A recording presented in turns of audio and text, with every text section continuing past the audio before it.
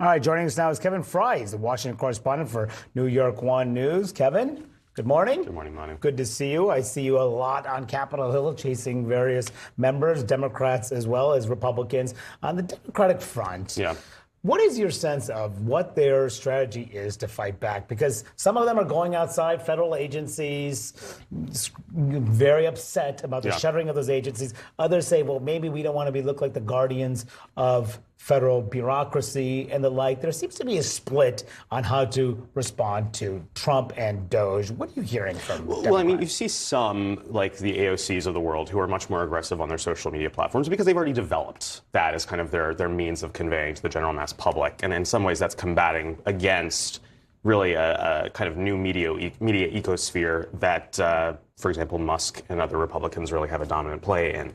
At the same time, when you look at the leadership itself, particularly Congressman Jeffries, his message going back to November was, I'm not going to engage with every single thing that Trump does on a single day.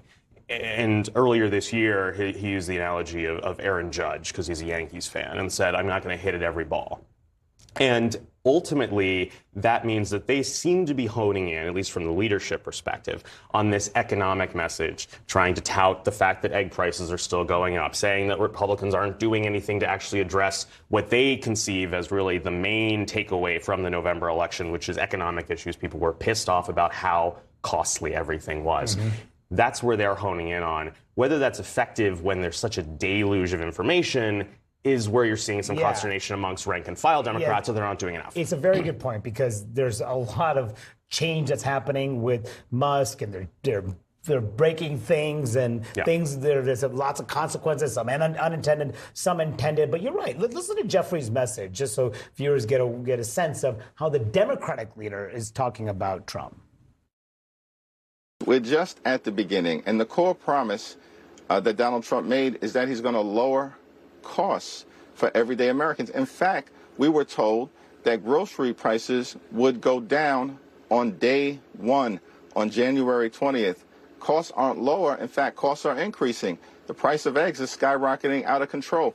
Inflation is on the way up. That was the core promise that's been broken.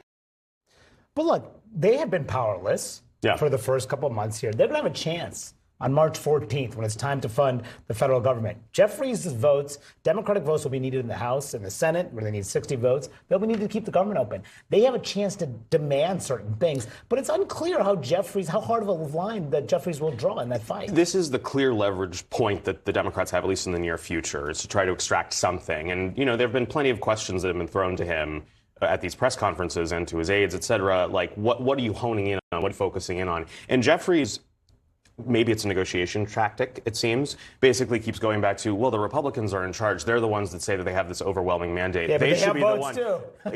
Exactly. Particularly in the Senate, where they need the Democratic buy-in to overcome the filibuster. And it's not clear what exactly they want to extract. At least Jeffries isn't showing his cards there yet. And he's known, of course, to operate very close to the vest. One of the things that I'm keeping an eye on is, what do they try to do to maybe counter Musk or try to rein him in? Do they force something into this bill? They've been rolling out various pieces of legislation over the last couple of weeks, messaging bills purely, to try to protect data, for example, at the Treasury and so forth. Do they try to lean in on some of that, at least from a messaging perspective, as we lead up to March 14th? Perhaps. And it'll be interesting. Does Trump accept a funding bill that funds the agencies that he is trying to dismantle? Slowly trying to which is going to raise concerns about a possible government shutdown if that showdown emerges. I do want to ask you about New York, because you are a New York expert. There's been a lot of news. I don't know about expert, but I'll try. There's a lot of news in New York with New York Mayor Eric Adams, this deal that was cut to drop his corruption charges with the Justice Department, and him being amenable to their push on immigration. Now, what are you hearing from, on the ground, the fallout for Eric Adams as he faces this June primary? Wait, so there's questions as to what exactly Democratic leadership in New York is going to do. You're starting to see rank and file members try to lean on the governor to basically say, you should use this extraordinary power you have to essentially oust him from office, because there is a belief amongst several Democrats that he is basically compromised, that he is doing the bidding of Trump, and at the end of the day, he can't be trusted to actually lead the city on behalf of the city.